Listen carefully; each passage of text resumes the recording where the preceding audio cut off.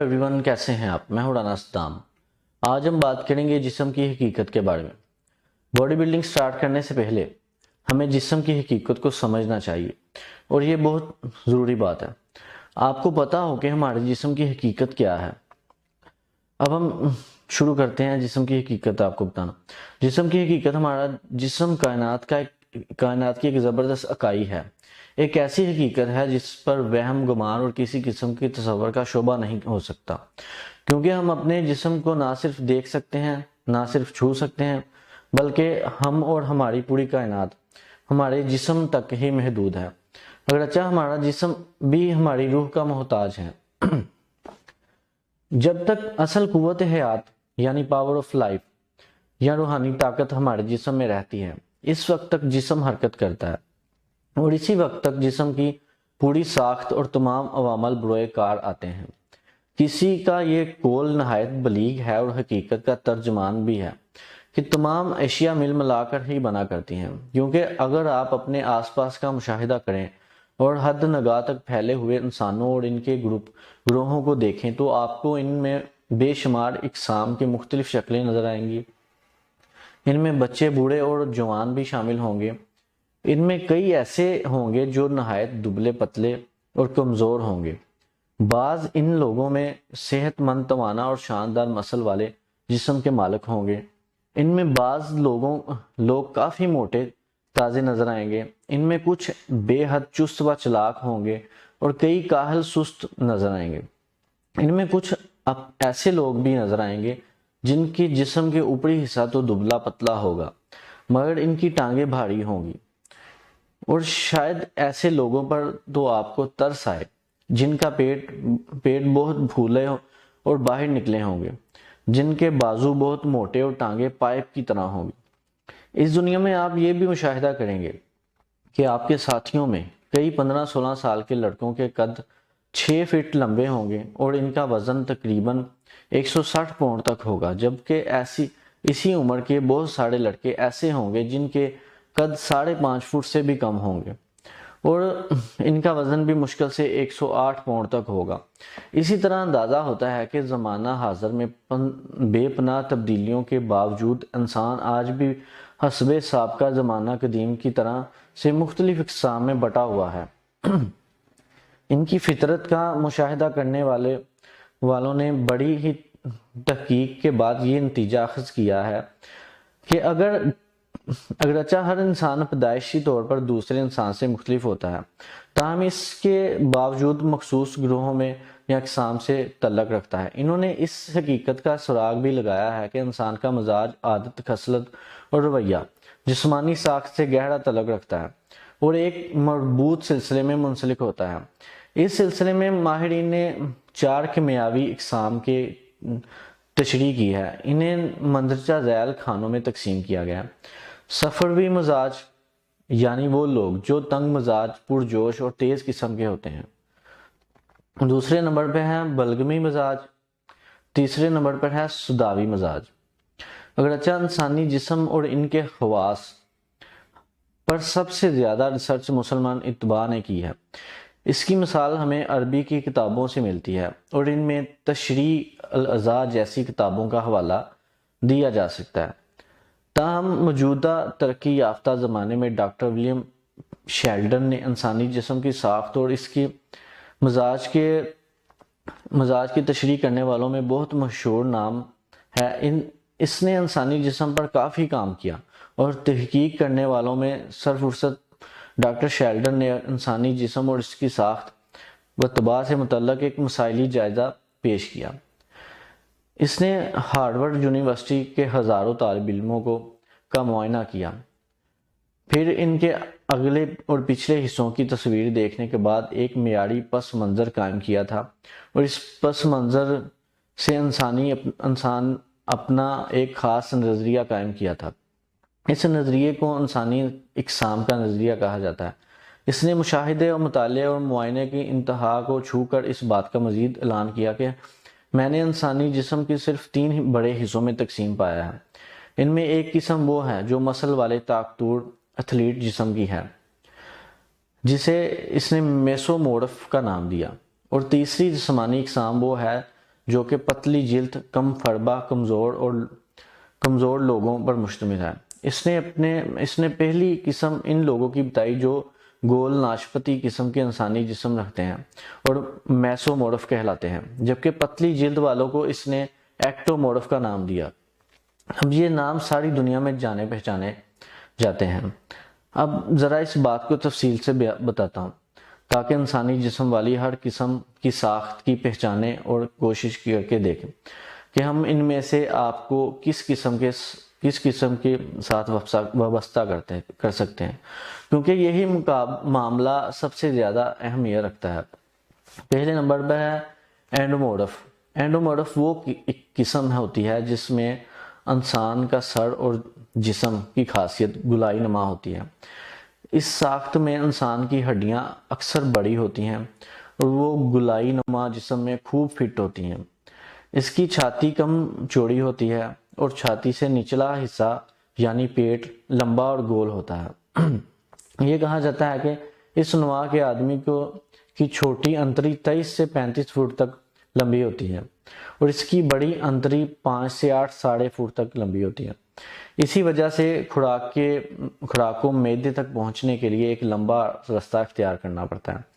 چنانچہ ایسے آدمی کی نوشو نما زیادہ بہتر ہوتی ہے اور زیادہ خوش و خرم نظر آتا ہے۔ وہ خوب کھانا کھاتا ہے۔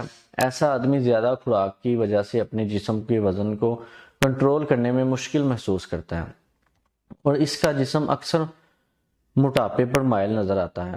ظاہر ہے کہ اس کی باڈی بلڈنگ کی ضروریات اور اس کی ٹریننگ کے طریقے دوسروں سے مختلف ہوں گے۔ یقیناً اسے ایک ایسے ضابطے پر کاربند ہونا چاہیے جو اس کی دلچسپی کو انتہائی حد تک قائم رکھے۔ ایسے آدمی کے لیے یہ بھی ضروری ہوتا ہے کہ وہ دوسروں سے مختلف ہو کے یقیناً اسے ایک ایسے ضابطے پر کاربند ہونا چاہیے جو اس کی دلچسپی کو انتہا کو حد تک قائم رکھے۔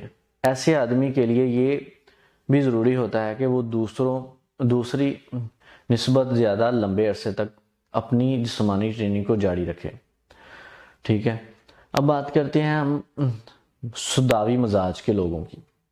سوداوی مزاج رکھنے والا شخص اینڈومورف والوں سے قدرے مختلف ہوتا ہے۔ ایسا شخص بڑا حساس، زندہ دل اور نازک مزاج ہوتا ہے۔ اس کے جسم میں بے پناہ قوتیں پوشیدہ ہوتی ہیں۔ اس کا سر انڈے کی طرح مشابہت رکھتا ہے۔ اس کی ہڈیاں نازک اور سبک ہوتی ہیں اور جسم پر گوشت کم ہی ہوتا ہے۔ اس کی چھاتی کشادہ اور طاقتور ہوتی ہے۔ اس کے پھیپھڑے بھی کشادہ ہوتے ہیں۔ اس کا پیٹ البتہ چھوٹا ہوتا ہے۔ ایسا آدمی لمبی دوڑ کے سلسلے میں کافی اچھا چیمپئن ثابت ہو سکتا ہے۔ وہ ایسے کھانوں کا شوقین ہوتا ہے جو عام طور پر عمدہ اور نفیس کہلاتے ہیں اور خوب محنت سے پکائے جاتے ہیں۔ ان کے کھانے سے قوت اور کشش حاصل ہوتی ہے۔ اس کی وجہ یہ ہے کہ ایسے آدمی میں بھوک کی طلب کم ہی ہوتی ہے، چونکہ وہ اپنی قوت کو مسلسل استعمال کرتا رہتا ہے۔ اس لیے یہ ضروری ہوگا کہ باڈی بلڈنگ سے متعلق اس کی ٹریننگ کم وقفے کی مضبوط ٹریننگ ہونی چاہیے، جس میں وہ کم وقفے میں عادتاً زیادہ سے زیادہ کوشش کرے گا اور یہی بات اس کے لیے بے حد مفید رہتی ہے۔ لیکن ایسے آدمی کے لیے ضروری ہوتا ہے کہ وہ باقاعدہ آرام کرنے کی عادت بھی ڈالے۔ یہ اس کے لیے مشکل ترین مرحلہ ہوتا ہے، تاہم وہ ایک مرتبہ اس کی تحمیل کو کر لیتا ہے تو پھر وہ جسمانی صحت پر خوشی محسوس کرتا ہے اور مسل سے بھرپور باڈی کو قوت کو مالک بن سکتا ہے۔ یہی بات اس کے لیے فرحت بخش ہوتی ہے۔ اب بات کرتے ہیں میسومورف کے بارے میں۔ یہ وہ شخص ہو سکتا ہے جسے ہم لوگ اعتدال پسند کہتے ہیں، البتہ وہ دوسری قسم کے لوگوں سے تھوڑی بہت مشابہت رکھتا ہوگا، تاہم وہ اپنی قطن میں بالکل الگ تھلگ ہوگا۔ صحیح معنوں میں مردانہ صفات کا مالک ہوتا ہے۔ وہ ایسے کھیلوں کی طرف راغب ہوتا ہے جن میں زیادہ طاقت و قوت صرف ہوتی ہے۔ یہ شخص بڑا ہی مضبوط، قابل اعتبار اور شاندار کردار کا مالک ہوتا ہے۔ اس کے کھانے پینے اور دوسری تمام عادات و خصلتیں ایک خصلتوں میں توازن اعتدال پایا جاتا ہے۔ اس میں سب سے بڑی صفت یہ ہوتی ہے کہ آپ اس سے جس قسم کی ورزش کی اہمیت بیان کریں گے وہ شخص فوراً اس ورزش کو اپنا لے گا۔ اس آدمی کو باقاعدہ باڈی بلڈنگ کی ماہرین آسان اور تیزی سے کامیاب ہونے والی صفت کا حامل سمجھتے ہیں۔ وہ ہر قسم کی معجزہ ورزش کی اہمیت کو سمجھ لیتا ہے اور احسن طریقے سے جلدی ترقی کر جاتا ہے۔ سوائے ایک یا دو کو چھوڑ کر ایسے آدمیوں کی گروہ میں سے ہی دنیا کے بڑے معروف ایتھلیٹ اور سپورٹس مین منظر عام پر آئے ہیں۔ اس لیے جب آپ کو یہ معلوم ہو جائے کہ آپ کون سے گروپ سے تعلق رکھتے ہیں تو اس بات سے آپ کو بہترین گائیڈ لائن یا رہنمائی مل سکتی ہے۔ تاہم یہ خیال رکھیں گے کہ محض گروپ بندی ہی سب کچھ نہیں ہے، بلکہ اس کے علاوہ گرد و پیش کے حالات، ہر آدمی کے اپنی ذاتی حالات، روزمرہ کے مسائل، روزمرہ کی عادات، پیشہ و کاروباری معاملات، یہ سب وہ حالات ہیں جو مل کر انسان کی ہمت، اس کی زندگی اور اس کے مزاج پر گہرے اثرات مرتب کرتے ہیں۔ ہماری اس ویڈیو سے آپ کو واضح طور پر اس بات کی نشاندہی ملے گی کہ کوئی بھی آدمی اپنی قسم یا گروپ یا تبدیل نہیں کر سکتا، کیونکہ یہ چیز اس کے اختیار میں نہیں ہوتی۔ گروپ یا قسم خالق کائنات کی طرف سے اسے حاصل ہوتا ہے اور پیدائشی دولت شمار ہوتا ہے۔ البتہ مسلسل توجہ اور محنت سے وہ اپنے جسم اور عادتوں کے نقائص کو دور کرنے میں ضرور کامیاب ہو سکتا ہے۔ مثلا اگر وہ زیادہ بھاری ہے اور وزنی ہے یا کم بھاری ہے تو وہ محنت کر کے نارمل ہو سکتا ہے۔ اگر وہ اعصابی کمزوری رکھتا ہے جس سے اسے خود اعتمادی کی کمی ہو جائے تو وہ اس صورتحال پر یقیناً بڑی آسانی سے قابو پا سکتا ہے۔ دیکھا جاتا ہے کہ وہ لوگ جو مختلف جسمانی ساختوں اور مزاجوں کے مالک ہوتے ہیں ان کے لیے باڈی بلڈنگ کی ٹریننگ اصول بھی مختلف ہی تصور کرنے ہوں گے۔